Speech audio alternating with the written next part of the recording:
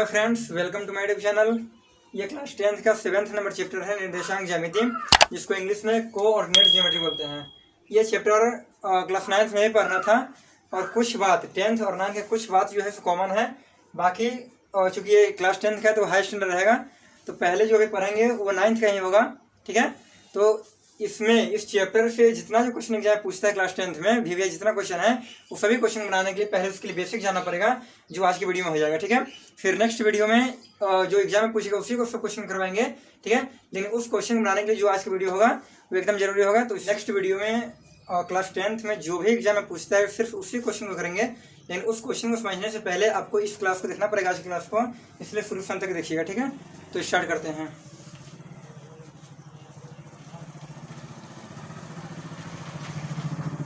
यहाँ पर एक रेखा खींचेंगे, ठीक है, और एक रेखा इस तरह से खींचेंगे। यहाँ पर दो रेखा खींचेंगे, एक ये जो पृथ्वी के समांतर होगा इसका नाम होगा क्षैतिज रेखा। जो इस तरह से रेखा खींचेंगे उसका नाम क्या हो जाएगा? क्षैतिज रेखा। ठीक है, और जो इस तरह से खड़ा रहेगा उसका नाम हो जाएगा उदग्र रेखा।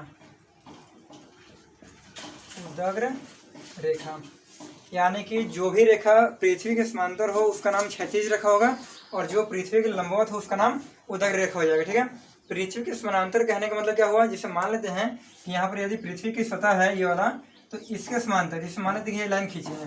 ठीक है, ये यदि पृथ्वी की सतह है तो इसके समांतर कहने का मतलब कि ये लाइन जो है ये दोनों के बीच की दूरी हमेशा क्या होना चाहिए? समान होना चाहिए, क्योंकि समांतर का अर्थ होता है समान अंतर, यानी इसको हम कहीं से भी ले लें हर जगह का दूरी क्या होना चाहिए?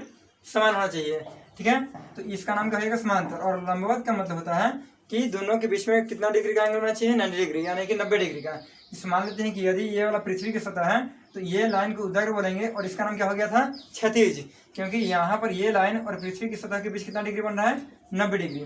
तो जो लाइन, जो रेखा पृथ्वी के समांतर होगा उसका नाम क्षैतिज रेखा हो जाएगा, और जो रेखा पृथ्वी के उदग्र होगा, लंबवत होगा, उसका नाम उदग्र रेखा हो जाएगा। ठीक है, अब क्षैतिज रेखा और उदग्र रेखा जिस बिंदु पर एक दूसरे को काटती है उस बिंदु का नाम यहाँ पर हो जाएगा मूल बिंदु।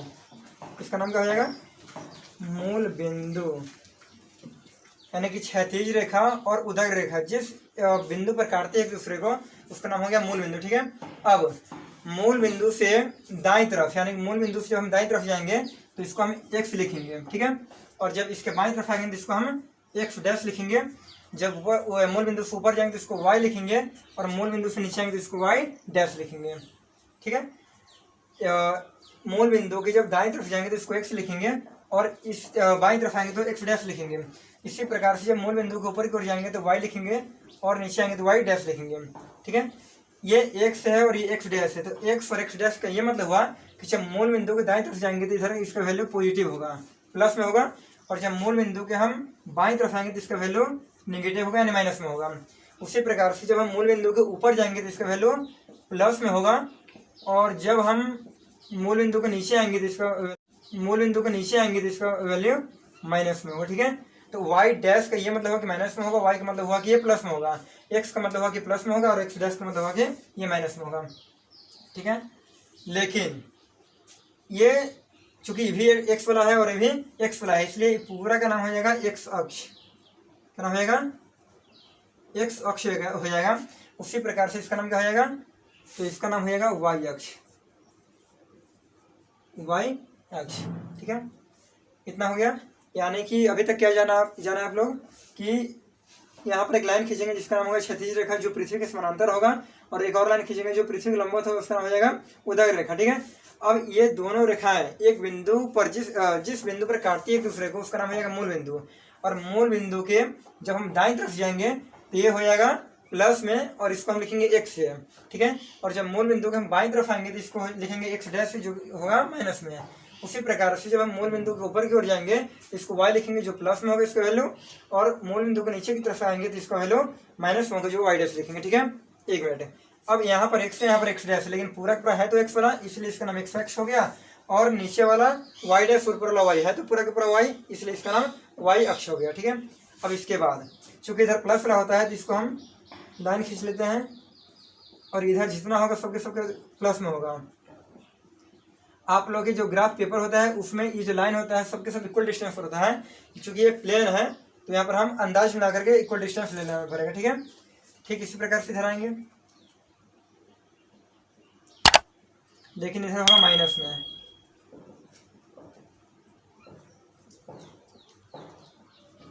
और मूल बिंदु से ऊपर की ओर जाएंगे तो इसका वैल्यू हो जाएगा प्लस में, और मूल बिंदु जब नीचे की ओर आएंगे तो इसका वैल्यू हो जाएगा माइनस में।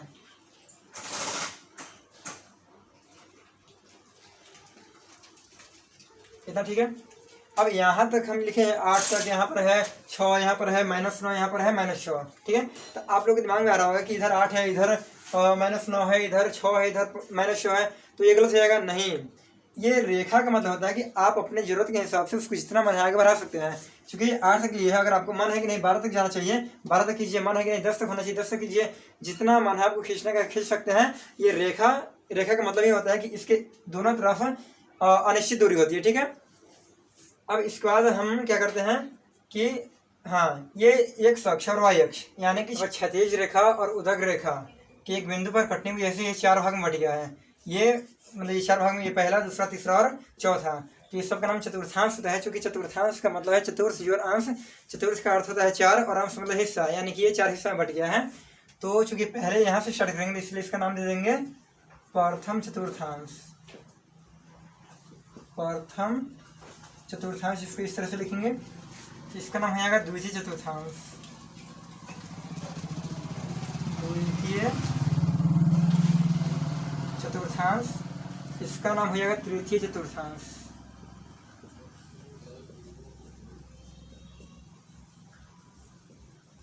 और इसका नाम हो जाएगा चतुर्थ चतुर्थांश।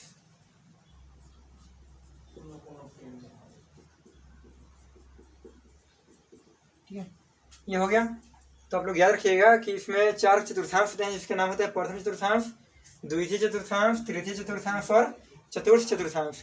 अब इसके बाद ये सब का साइन याद रखने के लिए आप एक बात समझिए। जैसे मान लेते हैं कि आपका ये रूम है, ठीक है, कमरा है, तो ये जो रूम है ये किन 2 दीवारों से मिलकर बना है, तो ये और ये दीवारों से मिलकर बना है मान लेते हैं। तो ये हम जानते हैं, याद रखिएगा आप लोग कि पहले एक्स वाला को लिखते हैं तो अब वाई वाला को लिखते हैं। चूंकि ये एक्स वाला है और ये वाई वाला है, तो हम अगर पहले एक्स वाला को लिखना चाहेंगे तो इसका साइन क्या है, प्लस में है ना, तो यहाँ पर पहले लिखेंगे प्लस और तब वाई वाला, तो वाई क्या है ऊपर वाला और ये भी कथी में है प्लस में, यानी कि हो जाएगा ये प्लस, ठीक है। यानी कि प्रथम चतुर्थांश का चिन्ह हो गया, क्या हो गया, प्लस और प्लस हो गया। अब यहाँ पे आते हैं, तो ये जो रूम है आपका ये किन 2 दीवारों से मिलकर बना है, तो ये वाला और ये वाला, ठीक है, यानी कि वाई एक्स से और एक्स डैश वाला से। तो हम पहले एक्स वाले को लिखते हैं, तो एक्स वाले यहाँ पर कथी माइनस में है ना, तो इसको हम लिखेंगे माइनस और इसको लिखेंगे और प्लस, ठीक है। ये हो गया द्वितीय का चिन्ह। अब तृतीय चतुर्थांश का, तो इस कमरा का जो दीवार है ये दोनों है, ये वाला और ये वाला है। चूंकि पहले एक्स वाला लिखेंगे तो एक्स वाला यहाँ पर कथी में माइनस में है ना। तृतीय चतुर्थांश के चिन्ह के लिए बात करें तो जैसे मान लीजिए कि रूम है, तो ये रूम किन 2 दीवारों से बना है, तो ये वाला और ये वाला, यानी कि एक्स डैश और वाई डैश, और दोनों माइनस में है। और चूंकि पहले एक्स वाला लिखेंगे तो यहाँ पर माइनस हो और ये भी हो जाएगा माइनस में, तो फाइनली तृतीय का हो गया माइनस माइनस। अब चतुर्थ चतुर्थांश का, तो जैसे मान लीजिए ये रूम है, तो ये 2 दीवारों से मिलकर बना ये दोनों से, यानी कि पहले एक्स वाला और तब वाई वाला, तो यहाँ पर एक्स वाला कितने प्लस में है, यानी कि हो गया प्लस और हो गया माइनस। तो इस तरह से चारों चतुर्थांश का चिन्ह पता चल गया। प्रथम का हो जाएगा प्लस प्लस, द्वितीय का हो जाएगा माइनस प्लस, तृतीय का हो जाएगा माइनस माइनस और चतुर्थ का हो गया प्लस माइनस। और इन्हीं चिन्हों के आधार पर हम बता सकते हैं कि दिए गए बिंदु किस चतुर्थांश में होगा। तो इस चीज को थोड़ा ध्यान में रखिएगा आप लोग, ठीक है। इसे मान लेते हैं हम यहाँ पर लिख लिए एक्स और यहाँ पर लिख लिए वाई, ठीक है। यहाँ पर एक्स वाले का नाम हो जाएगा एक्स नियामक, ठीक है।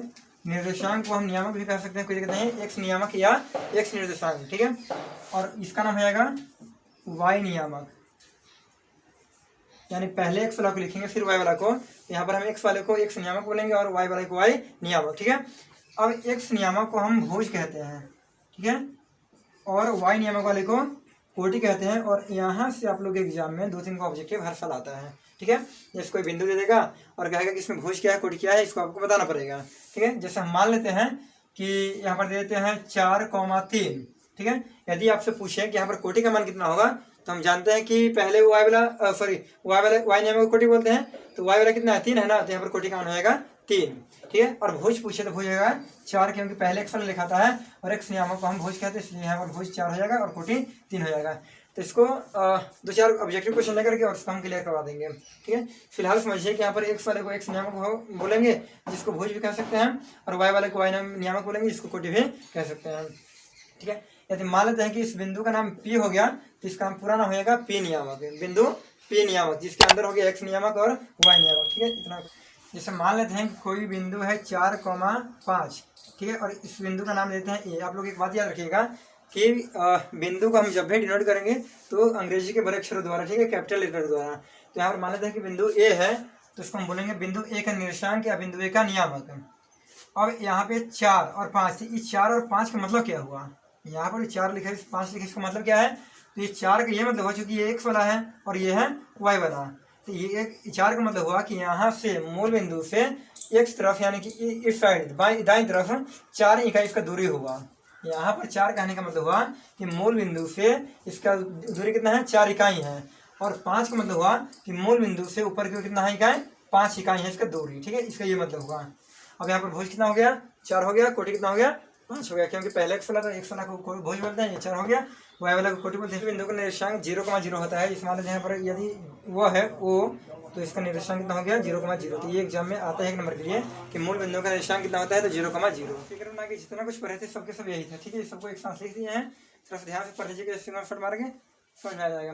तो क्षैतिज रेखा और उदग्र रेखा, इसी को ऊर्ध्वाधर रेखा भी कहते हैं, और दोनों के घटान बिंदु को मूल बिंदु कहते हैं, जो कि बता दिए थे। ठीक है, मूल बिंदु का निर्देशांक 0,0 होता है। ये आप लोग के 10th के एग्जाम में ऑब्जेक्टिव में बार बार आता है, इसको याद रखिएगा कि मूल बिंदु का निर्देशांक 0,0 होता है। आगे कि मूल बिंदु से ऊपर की ओर मापी की दूरियां धनात्मक होती है। जैसे मूल बिंदु से ऊपर की ओर दूरियां जो मापे थे, जो वाई अक्ष हुआ था, उसको क्या था? धनात्मक यानी प्लस में था।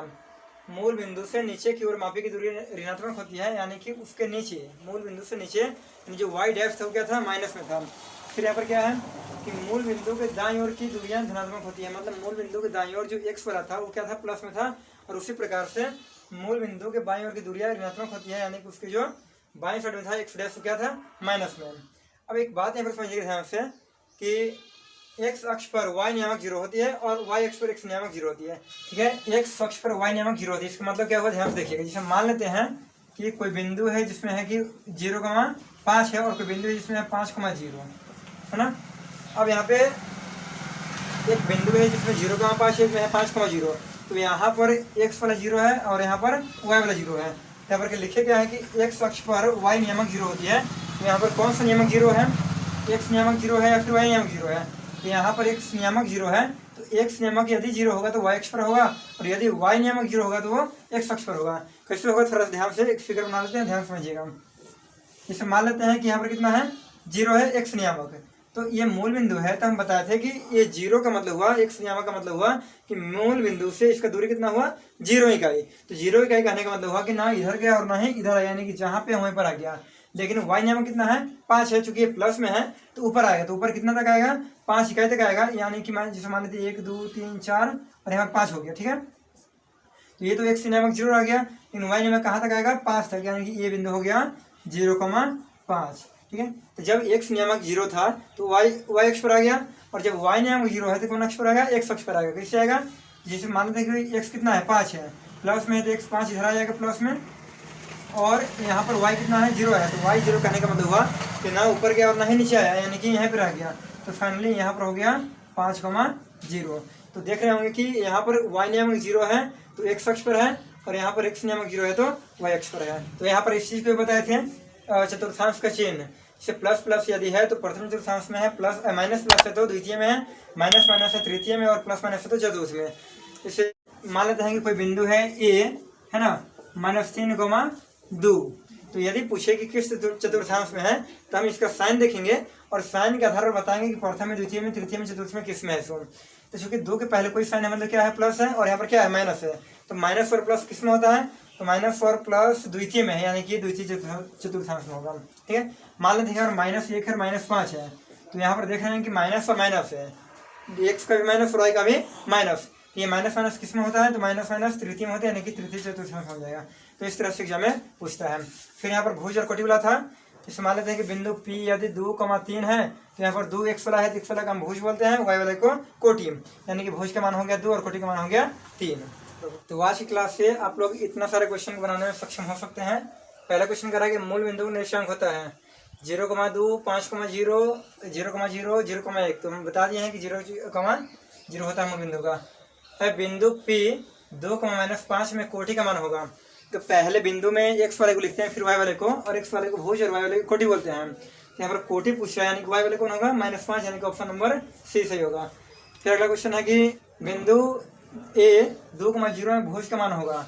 तो पहले वाले को x बोलते हैं और इसका नाम भुज होता है, यानी कि ऑप्शन नंबर सी हो जाएगा 2। अगला क्वेश्चन है कि बिंदु 2,-4 किस चतुर्थांश में होगा।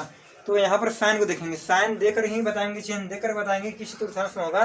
तो है 2,-4। यहाँ पर 2 का साइन कोई नहीं, मतलब प्लस है, और यहाँ पर माइनस है। तो प्लस और माइनस किस घर में होता है, तो प्लस प्लस पहला घर यानी प्रथम चतुर्थांश, और माइनस प्लस द्वितीय में, माइनस माइनस तृतीय, और प्लस माइनस होता है चतुर्थ में, यानी कि ऑप्शन नंबर इसका हो जाएगा डी सही। अगला क्वेश्चन है कि बिंदु R -3, -5 किस चतुर्थांश में होगा। तो साइन यहाँ पर क्या है, माइनस और माइनस, तो माइनस माइनस किस में होता है, तृतीय में, यानी कि ऑप्शन नंबर सी हो जाएगा इसका सही। अगला क्वेश्चन है कि बिंदु A 2,0 किस अक्ष पर होगा। तो बताए थे कि यदि x नियामक 0 है तो y अक्ष पर, और y नियामक 0 है तो x अक्ष पर। ठीक है, तो यहाँ पर कौन नियामक 0 है, y नियामक 0 है, यानी कि x अक्ष पर हो जाएगा। अगला क्वेश्चन है कि बिंदु A 0,7 किस अक्ष पर होगा। तो यहाँ पर x नियामक 0 है, यानी कि y अक्ष पर हो जाएगा। तो इस तरह के आप लोग के एग्जाम में ऑब्जेक्टिव क्वेश्चन पूछे जाते हैं, और सब्जेक्टिव के लिए इसके नेक्स्ट वीडियो में बात करेंगे कि